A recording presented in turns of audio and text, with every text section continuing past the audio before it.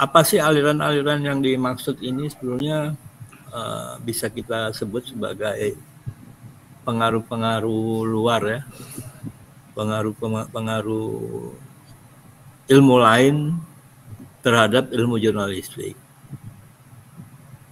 Yang pertama disebut sebagai jurnalistik baru atau new journalism. New journalism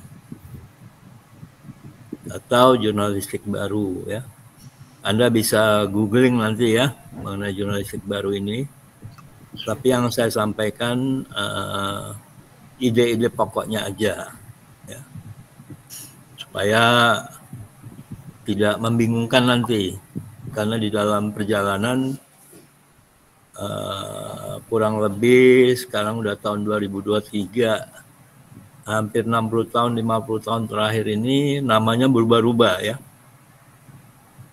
Jadi jurnalistik baru ini sebenarnya pengaruh dari ilmu sastra ya, pengaruh sastrawan atau penulis-penulis esai sastra terhadap jurnalistik ya. Jadi jurnalistik baru bisa disebut juga sebagai pengaruh sastra di dalam jurnalistik. Pengaruhnya di mana? Pengaruh dalam cara menulis. Kalau berita itu biasanya lebih to the point, dalam sastra new journalism ini cara berceritanya seperti novel ya. Seperti novel. Karena itu new journalism atau jurnalistik baru ini cocok untuk penulisan features ya, yang memang menuntut narasi. Jadi sekali lagi pengaruh sastra ini kepada cara menulis ya. Kalau Anda googling nanti ketemu nama Tom Wolfe ya. Itu perintisnya ya. Jadi dia membuat beberapa esai jurnalistik yang diceritakan dengan cara sastra ya. Nah, di Indonesia bagaimana? Di Indonesia pengaruh dari new journalism ini banyak kita lihat awal-awal tahun-tahun 70 itu di majalah Tempo ya. Jadi Tempo masih dalam bentuk cetak dulu, banyak menggunakan gaya jurnalistik sastra ini ya. Bahkan Tempo menerbitkan sebuah buku yang berjudul Andaikan Saya Wartawan Tempo ya, Anda boleh baca ya. Jadi itu buku saku wartawan Tempo dulu ya. Andaikan Saya Wartawan Tempo.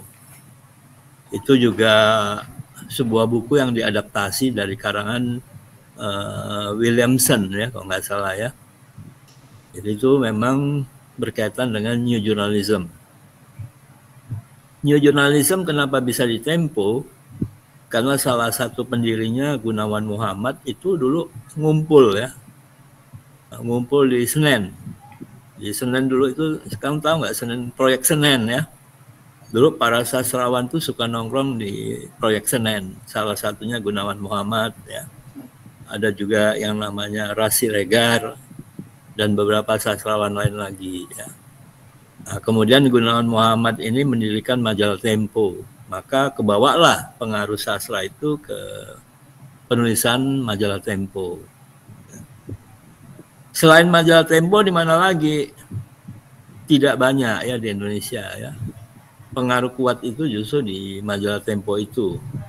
Jadi kalau Anda baca majalah Tempo tahun-tahun 70, 80-an, ceritanya seru-seru ya. Kayak novel beberapa ya. Nah, saudara sekalian, kemudian ada juga majalah Pantau. Kemudian di sini dikenal juga jurnalistik sastra. Ada lagi jurnalistik sastrawi, macam-macam ya.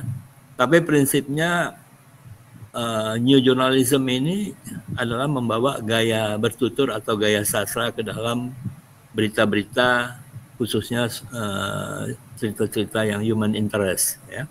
Itu. Jadi itu prinsip dari new journalism.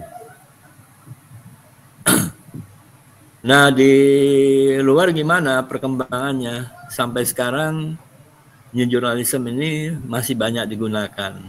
Tapi saya yakin kalau di zaman digital ini udah nggak banyak manfaat lagi bercerita seperti itu, ya. Tapi pada prinsipnya orang lebih suka baca atau nonton YouTube aja, ya. Saya yakin YouTube yang ditulis atau dinaskahi dengan new journalism akan bagus sekali, ya, dibikin video.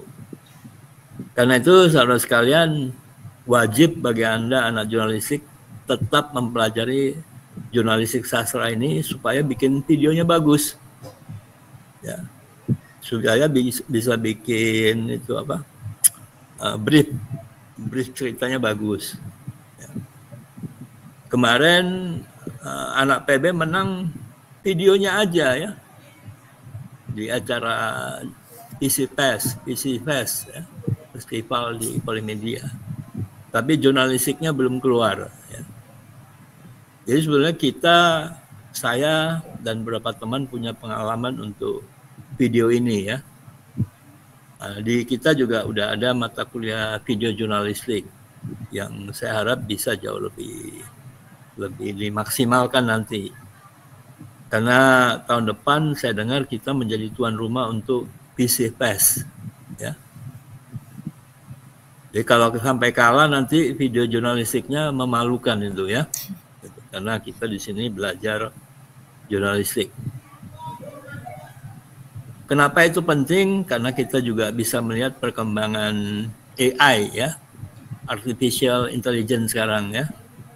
Bagaimana teks bisa dirubah menjadi audio, ya, teks to audio, teks to video, ya, atau dua-duanya.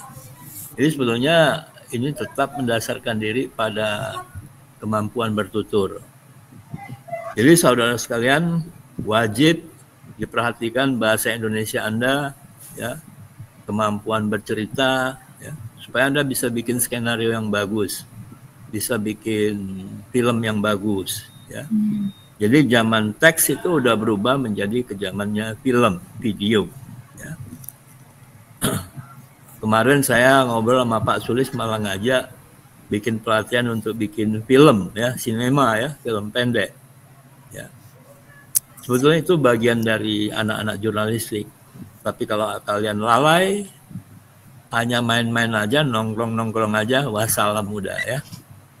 Karena waktu cepat berlalu, ya. Sekarang aja udah mau akhir semester. Baik, itu untuk new journalism, yaitu pengaruh sastra di dalam jurnalistik. Yang kedua, investigative reporting, ya, atau laporan selidik atau berita selidik. Saudara sekalian, investigative reporting ini sebetulnya adalah teknik, ya, bukan penulisan beritanya, tapi teknik dalam mengumpulkan bahan beritanya, ya. Jadi teknik investigasi ini adalah teknik mengumpulkan bahan berita, baik melalui wawancara maupun observasi, ya. Nah, teknik ini dipengaruhi salah satunya adalah ilmu kepolisian, ya.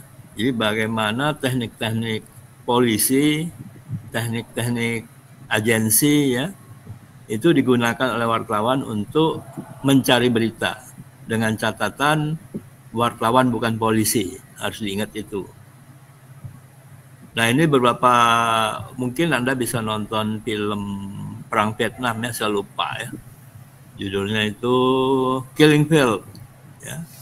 Atau banyak sekali film-film nanti yang menunjukkan bagaimana investigative reporting ini dikerjakan, ya. Ada juga film,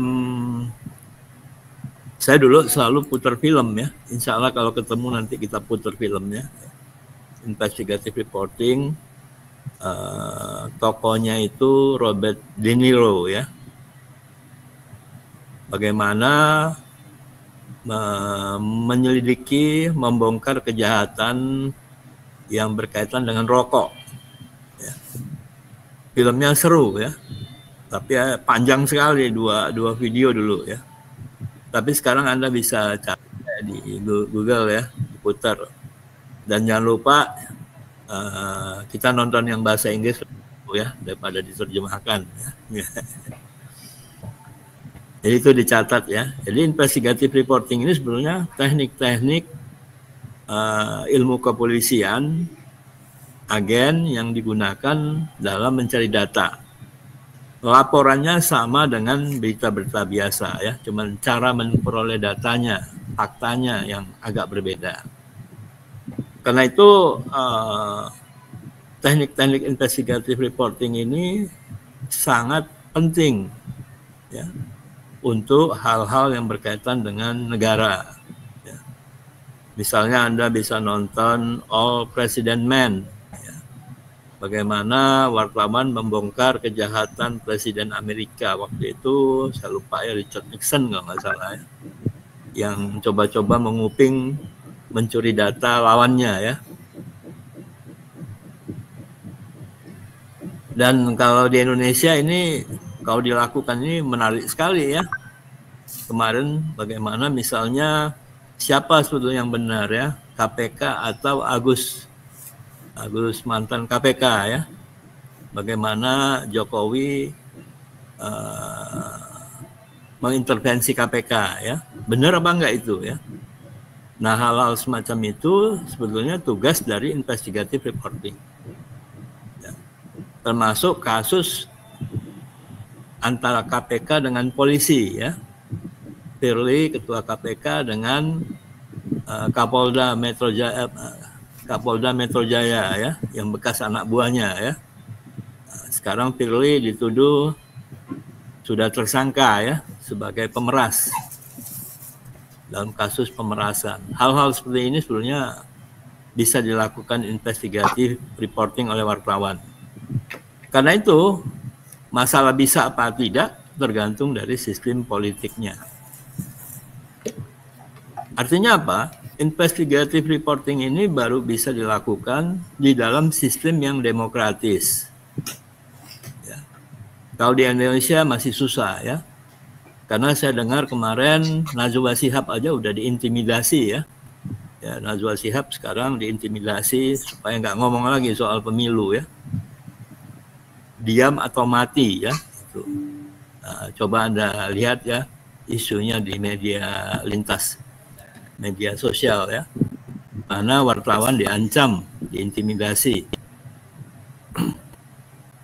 Jadi kalau di negara otoriter atau seperti di Wakanda ya, itu sulit dilakukan investigative reporting ya. Selalu ada yang namanya burung emprit ya, itu yang punya big data ya, diundang dia. Ya, ditanya gimana kemarin ya respon dari netizen terhadap Gibran, terhadap Prabowo, terhadap Mahfud sama Caimin ya. Negatif atau positif ya. Nah, itu dari big data kelihatan ya. Pada awal-awal debat itu Gibran mendapat respon positif ya. Tapi sejam 2 jam kemudian setelah debat berakhir muncul respon negatif ya. Kenapa? Kenapa negatif dia? Yang lagi diributin apa kemarin? SGIE ya. Karena dia memberi pertanyaan dengan istilah yang tidak dikenal ya. Jadi saudara sekalian, kalau Anda betul-betul ingin menjadi well informed ya dalam jurnalistik, ya ikuti semua ya. Perkembangan terakhir ini, anak jurnalistik nggak pernah baca berita, nggak pernah ngapain, waduh ya. Saya udah menerima keluhan dari 2 dosennya mengenai tahu yang jelas karena untuk semester 1 ini sangat mengecewakan ya. Karena anak-anaknya sangat tidak berdaya ya. Jadi jangan seperti ada pendapat seperti itu ya. Anda seakan-akan orang yang terpuruk ya. Itu karena nggak ikutin perkembangan ya. Jadi kalau Anda nggak ikuti perkembangan sekarang ini, Anda mengalami kerugian yang luar biasa. karena ini adalah titik balik ya, titik balik dari reformasi ya. Perubahan-perubahan akan banyak sekali ya. Mulai dari tahun 98, kemudian sekarang ya. Kembali lagi kemana ini sebetulnya Indonesia ya. Ini berkaitan dengan ideologi dan nasib kita semua. Nasib Anda semua ini ya, nasib anak cucu Anda ya. Apakah jauh lebih baik atau nyungsep ya. Jadi saudara sekalian, kalau Anda enggak memperhatikan ini ya, kalau hanya sibuk dengan diri sendiri, mikirin diri sendiri, kesulitan diri sendiri, Anda akan tamat ya. Artinya sama seperti apa tuh, penumpang gelap. Ini kan kapal besar ini ya. Sebagian jadi penumpang gelap aja ya. Ya itu komen tadi saya ketemu 2 dosen ya, udah nyampein itu ke saya ya. Ya saya bilang maklum aja ya. Tapi untuk anak jurnalistik nggak bisa dimaklumi ya, kalau Anda udah semester 1. Baik, kedua metodologi ya. Metodologi ini tidak diajarkan, tapi Anda bisa belajar sendiri. Tapi Anda gimana mau belajar ya, nongkrong aja tuh, siapa tuh? Ada sebagian nongkrong di ujung jalan itu ya. Emang ada jago statistik di situ atau bisa ngasih apa kayak gitu ya?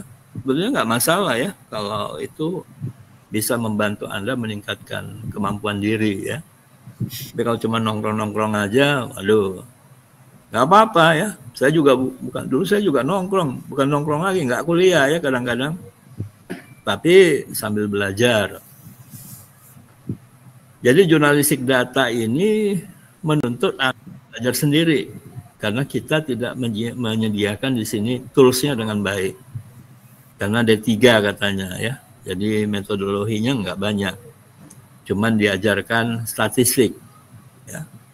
Statistik sama mata kuliah infografis. Kemudian Anda kalau begitu gimana Pak? Ya buka aja ya. Sekarang kan zamannya YouTube apa banyak sekali ya mengenai precision journalism ini. Coba dipelajari ya. Mengenai new journalism juga banyak ya. Mengenai investigative reporting juga banyak ya. Jadi ada pengaruh-pengaruh itu saya kemukakan supaya Anda paham ya bahwa jurnalistik itu tidak bisa berdiri sendiri ya. Walaupun dia ilmunya berdiri sendiri, tapi dalam prakteknya dia menuntut banyak ilmu-ilmu lain ya. Apalagi terakhir ini pengaruh dari AI ya, artificial intelligence ya. Itu mempengaruhi ya. Ada IoT ya. Itu juga alat-alat untuk seperti drone atau apa perekam ya, alat-alat rekam yang bisa dikendalikan dari jarak jauh itu juga membantu ya. Kemudian ada text to audio, text to video ya, itu juga mempengaruhi perkembangan dari jurnalistik. Kita coba memanfaatkan itu semaksimal mungkin untuk kemudahan. Tapi tetap semua itu tergantung pada apa yang ada di kepala kita semua. Itu kan cuma alat aja ya.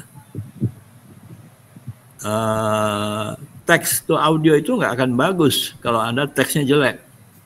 Teks jelek atau bagus itu dari mana? Ya dari kemampuan Anda, ya, dari bahasa Anda. Ya. Jadi ada berapa tadi? Cecilia. Jadi ada pengaruh sastra, pengaruh ilmu investigasi, pengaruh statistik, pengaruh metodologi, kemudian pengaruh apa lagi? Nah, yang berikutnya, yang tidak terasa ya, sebetulnya pengaruh media. Jadi jurnalistik itu sangat tergantung pada media. Ya. Tapi kadang-kadang orang mencampurkan media itu ya jurnalistik juga ya. Jadi ilmu media ini sudah berkembang luar biasa ya. Media pertama itu sebetulnya yang mempengaruhi jurnalistik itu adalah surat-surat, ya, surat menyurat, yang kemudian menjadi surat kabar. Ya. Jadi asal mula surat kabar itu sebenarnya berasal dari para kaum pedagang di Venesia. Ya. Venesia itu di mana, Zara?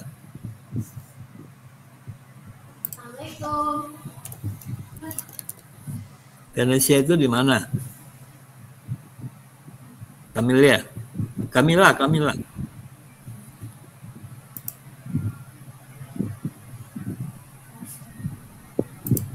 Tamara, sekalian, selama ada perdagangan, jurnalistik nggak akan pernah lenyap. Ya. Jadi jurnalistik itu tergantung dari ilmu ekonomi, ya, para pedagang. Jadi selama ada perdagangan, pertukaran barang jasa, jurnalistik masih dibutuhkan. Ya. Tinggal medianya yang berubah-ubah. Awal-awal dalam bentuk surat, kemudian jadi surat kabar, kemudian ada radio, televisi, film, dan segala macamnya. Sekarang diambil alih oleh TikTok, ya, media sosial. Ya. Nah, sehingga sebetulnya perlu juga kita mempelajari media-media ini. Karena itu, saudara sekalian, bahasa yang digunakan untuk tiap media itu berubah-ubah. Itu yang disebut sebagai bahasa jurnalistik. Ya.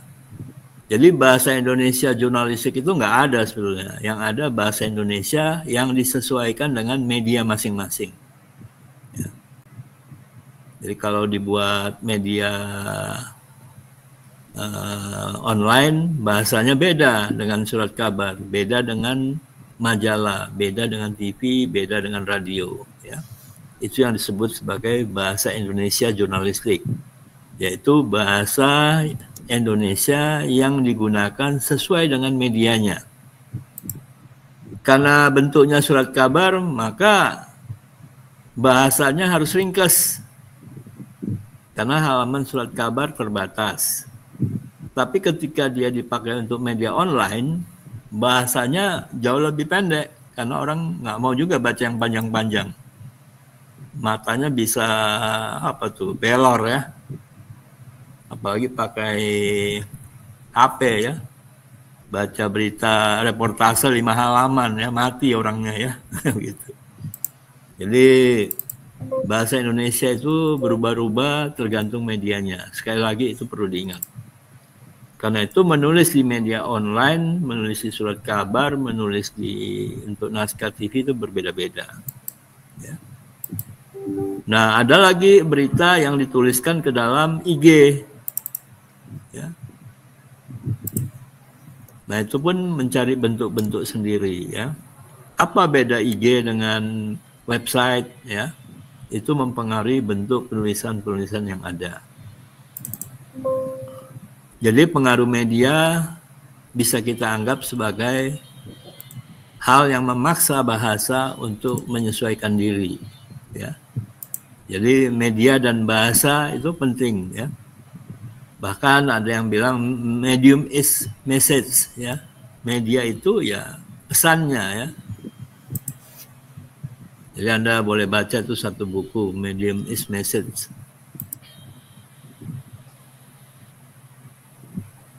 Jadi pengaruh media, pengaruh bahasa terhadap jurnalistik itu berkembang sangat pesat sekarang ya. Karena itu tahun depan saya nggak lagi ngajar psikologi sosial. Selain udah pensiun, namanya udah diganti ya, psikologi media. Ya, ya kemarin diminta juga mencantumkannya baru kemarin ya, hari Jumat lalu ya, diminta mencantumkan kurikulum yang baru itu namanya apa ya, psikologi media. Nah, psikologi media ini memang lebih spesifik lagi. Ya. Psikologi media artinya pertama mempelajari pengaruh dari media itu. Kedua, mempelajari pengaruh dari kehadiran media itu. Ya. Jadi isi media dengan kehadiran media itu dua hal yang berbeda. Ya. kehadiran HP misalnya ya, itu memberi pengaruh kepada kehidupan kita ya. Berapa banyak waktu yang Anda gunakan untuk HP itu ya, belum isinya ya. Rio bangun tidur langsung ambil HP, lihat isinya ya. Anak-anak sekarang juga terlibat, saya katakan terlibat dalam pengaruh HP itu ya. Yaitu jadi psikologi media ini penting sekali nanti kita pelajari, terutama media-media sosial. Alhamdulillah kira-kira 5 bulan lalu saya diminta oleh seorang psikolog untuk mengedit sebuah buku yang berkaitan dengan media sosial ya. Isinya luar biasa ya. Karena itu saya terima kasih juga kepada teman yang memberi kesempatan saya untuk ngedit buku itu ya. Karena dari dia saya belajar banyak perkembangan media sosial dalam bentuk psikologinya ya. Jadi perubahan-perubahan, terutama perubahan peran itu luar biasa ya. Misalnya saya ngajar Anda sebagai dosen di sini ya, tapi Anda di rumah itu nggak berada di ruang kelas ya. Itu pengaruhnya beda, kita berada di ruang yang berbeda ya. Karena itu kuliah online ini bisa tidak efektif karena Anda di rumah bisa sambil duduk ya. Atau Anda tutup itu ya, Anda makan-makan sendiri ya. Bahkan mungkin Anda nggak ada di situ ya, hanya orangnya nggak ada ya. Karena Anda terpengaruh dengan suasana rumah Anda ya. Jadi ini bukan di ruang kelas ini ya, di dunia maya tapi dengan ruang masing-masing ya. Demikian pengaruh dari rumah Anda, situasi lingkungan Anda itu akan mempengaruhi situasi komunikasi ya. Dan Anda lupa status Anda ya, peran Anda ya. Anda tidak merasa murid kalau di rumah Anda ya. Saya juga nanti saya merasa saya ini dosen, padahal Anda nggak merasa jadi mahasiswa ya. Sama aja kita naik kereta ya. Kereta yang padat terus kita teriak, woi jangan dorong-dorong, saya dosen. Ya, apa hubungannya ya gitu. Jadi hilangnya peran-peran sosial itu dibahas. Ya, itu bukunya bagus sekali ya. Sehingga kita lebih memahami interaksi melalui Zoom, media sosial ya, terutama dari segi peranan dan tugas-tugas kita. Baik, saudara sekalian, itu pengantar saya ya. Mengenai detail Anda bisa googling. Saya hanya mau bilang bahwa jurnalistik sebagai suatu ilmu itu nggak bisa berjalan sendiri ya. Dia butuh alat IoT ya, AI, dia butuh juga cara bertutur, cara menyampaikan ya. Dia butuh juga teknik untuk mencari beritanya, investigative reporting. Dia juga butuh kemampuan untuk memahami media yang digunakan, masuk di situ bahasa ya. Jadi kalau Anda santai-santai aja 3 tahun ini nggak cukup ya. Saya katakan nggak cukup. Jadi Anda harus mandiri, memicu diri sendiri. Bagi Anda yang pasif, Anda akan ketinggalan ya. Jangankan Anda, saya aja kalau nggak ikut-ikutan ketinggalan ya. Karena besok udah berubah lagi ya. Baik, saudara sekalian, silakan kalau ada yang mau ditanyakan. Silakan ya, kalau nggak ada yang nggak jelas, silakan ditanya. Ada yang ngerekam nggak ya? Ya Pak. Ya, rekamannya nanti bisa diulang ya, bisa dipelajari, bisa ditanyakan mana yang nggak jelas ya, maksud saya itu. Ya. Karena kalau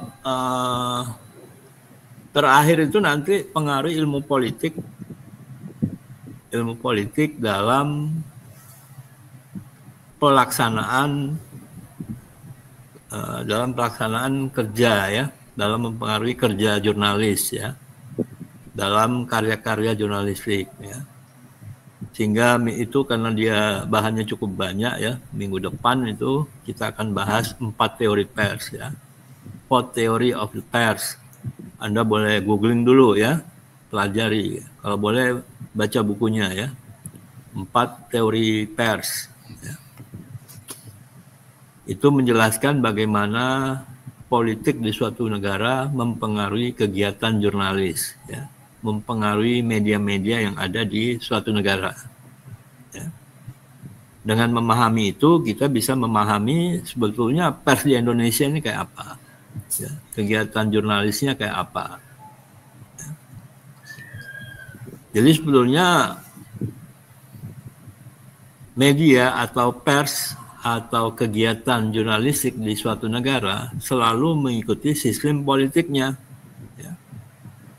Jadi sistem politik itu pengaruhnya sangat kuat terhadap sistem pers atau cara kerja pers di suatu negara. Karena itu, saudara sekalian, saya kalau ke Dewan Pers atau dimanapun, atau siapapun yang berkuasa, selalu berupaya supaya negara ini jadi negara yang demokratis. Kalau negaranya otoriter, maka pers Anda akan kehilangan pekerjaan. Anda akan sulit bekerja. Jadi saya coba memberi pengertian itu lewat 4 teori pers supaya Anda tahu kalau pemerintah ini otoriter, maka pekerjaan Anda akan terancam. Tapi kalau pemerintahnya demokratis, maka persnya juga bekerja dengan enak. Ya. Misalnya nggak sedikit-sedikit orang dilaporkan ya. Tadi awal sudah saya singgung misalnya Najwa Shihab diancam ya, diintimidasi ya. Ada beberapa lagi dilaporkan ke polisi. Aiman kemarin ya. Ngomong-ngomong dikit, Aiman itu mantan wartawan Kompas ya. Kemudian jadi tim suksesnya Mahfud Ganjar ya. Jadi laporin kemarin ke polisi ya. Atau saya nih ngajar gini, dikit-dikit dilaporin ke polisi ya. Ngajar jadi susah ya, mau ngomong ya. Anda nanya mau kemana Pak? Udah saya laporin aja ke polisi. Jadi pers di suatu negara nggak akan bisa berjalan dengan baik kalau sistemnya otoriter. Tapi ya nasib pers itu sendiri selalu tergantung pada sistem politik itu. Ya. Minggu depan kita bahas 4 teori pers ini. Saya harap Anda udah cari dulu bukunya atau bahannya lah ya. Supaya karena bukunya tebel ya. Dulu saya punya dalam bentuk transparan. Kalau transparannya udah hilang ya. Dulu belum ada PPT ya. Ya baik, kalau nggak ada Bu Fitri mungkin mau nambahkan silakan ya. Bebas saja saya pikir. Sudah cukup Bapak.